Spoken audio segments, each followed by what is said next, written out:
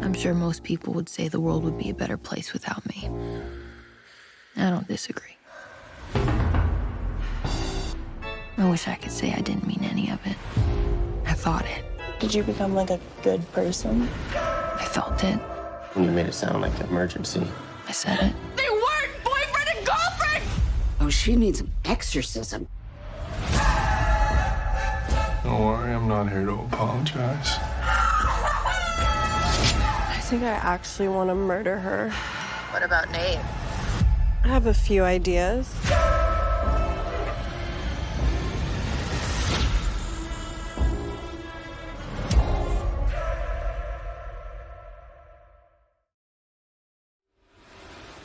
I love Rue and I care about her, but watching her hurt all the people that she loves, it broke my heart. Episode 5 has always been just a really difficult episode to tackle. And it shows, I think, the devastation addiction can cause, not only on the person who is dealing with it, but also the family that has to get them help. If this show is going to be honest about addiction, it needs to be honest about the person that addiction can turn you into. The one thing that's certain about doing drugs to the degree that Rue's doing drugs is that it's going to get increasingly more chaotic, and the plane's got to crash. This is bad. This is really, really bad. I want to get clean. I can't do it. I wanted to kind of just portray what an intervention looks like just from a family perspective and how hard it is to reason with someone who's in a state of true irrationality. You wish I was different? So do I! That disparity between who she wants to be versus who she is was something that was imperative to explore in this episode. The most important thing was to not shy away from how ugly those moments can be. You know what? If you want to fucking consider smoking some weed to help with my panic attacks, doing drugs, then yeah, sure, whatever. It's just weed. I'm talking about weed, Woo. I'm talking about pills.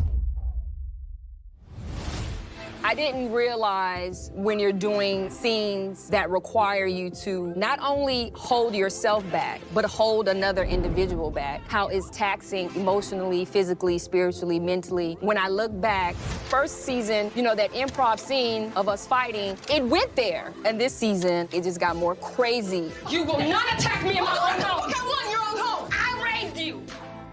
From the moment I met Zendaya during our chemistry read, we automatically clicked. We're both delicate in the sense of, let's make sure after every take, we come, we hug, you okay? Did I bruise you? Did I hurt you? What did you do with them? We flushed him down the toilet. I'm really thankful that Jules did tell Rue's mom. It's one of the more mature decisions Jules has made. I think it comes down to her prioritizing Rue's safety and health and future. You know how you ever get so embarrassed, your face is literally like on fire, and in that moment, Zendaya nailed it. I could see her whole face just crack. You know, I have a lot of regrets, but I gotta tell you, Jules, meeting you has got to be at the top of my list. At that point, someone who is in deep pain has no healthy way to communicate that to anybody. Jules doesn't have a lot of people, and Rue's always been there, and potentially losing her as a person in her life is not up for debate. It's got to be one of the most painful, difficult sort of experiences, feeling like you're helpless to save someone that, you know, you love more than anything. Why would you say anything? I love you, and I want to help you. It's a very bold structural choice to have an episode that starts as claustrophobic, intense family drama, and then you flip it and it turns into a foot chase. Action! Can't do this. I'm sorry, Mom, I can't. I can't do this.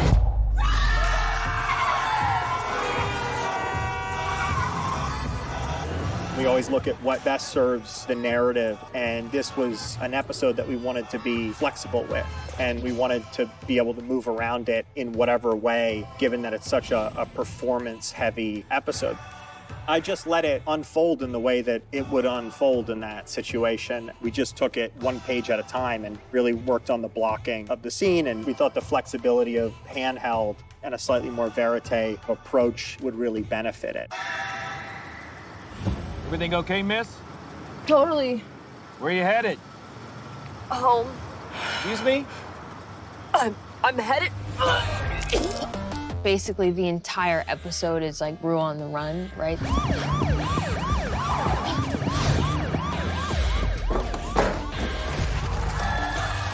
Z does such a wonderful job at modulating the peaks and valleys of emotion without it ever feeling like it's manufactured, and what moments should be high, what should be low, without it feeling like it's reaching a crescendo too early. It still has this honest flow of anxiety and helplessness.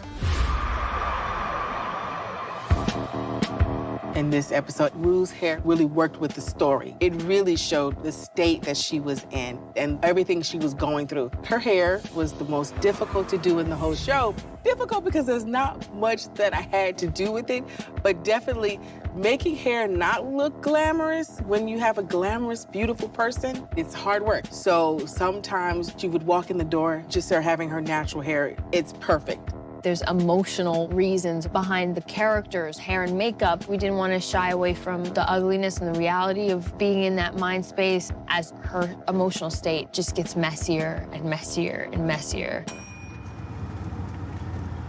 Gia, can you pay attention and help me find your sister? We're going through dark times in this season, so all the glimmer of hope or the little giggles or laughs that we can have, I think is very important.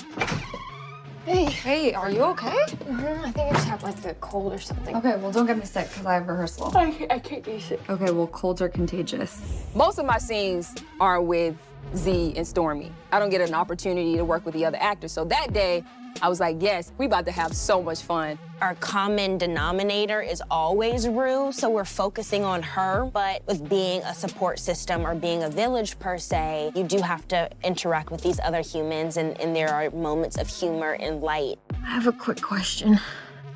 What? How long have you been with Nate Jacobs? Are you kidding me?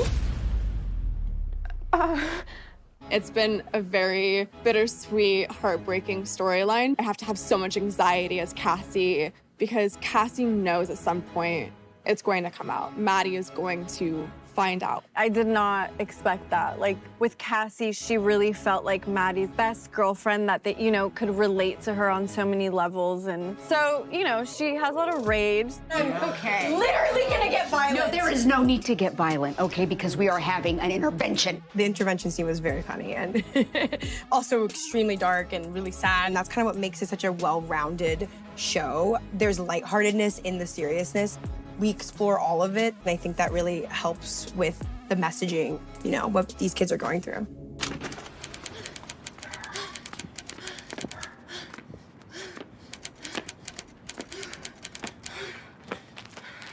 Some scripts are very visual. A practical lighting cue or details like this sometimes are written in the script. So we do a lot of over-stylized lighting that follows a certain emotional realism. I'm looking at a lot of contemporary photography. It's definitely a guidance for me. Like, for example, Nan Golding, the photographer, her work was a big inspiration in terms of color palette or just the way she approaches her subjects. We were shooting that episode for about a month, and just to see Z continue to build upon the rage and the anger and the withdrawal that follows and consistently push it narratively forward, I think was one of the more impressive things that I've witnessed her do. I think the spirit of the Euphoria is always empathy, is always to see people from their own eyes and try to feel what it's like to exist in somebody else's head. There's obviously parallels that I have in my own life to Rue, so it wasn't hard to imagine how that situation would unfold. There's a mother sitting there at a kitchen table having spent the whole night looking for her daughter. That's ultimately, I think, something we forget about addiction is the impact that it has on families. As a parent, I can't imagine being on the other end of something like that. And so I think just ending on Leslie and the relief of knowing that Rue has come home, allow for the empathy of the episode to be reconfigured at the end.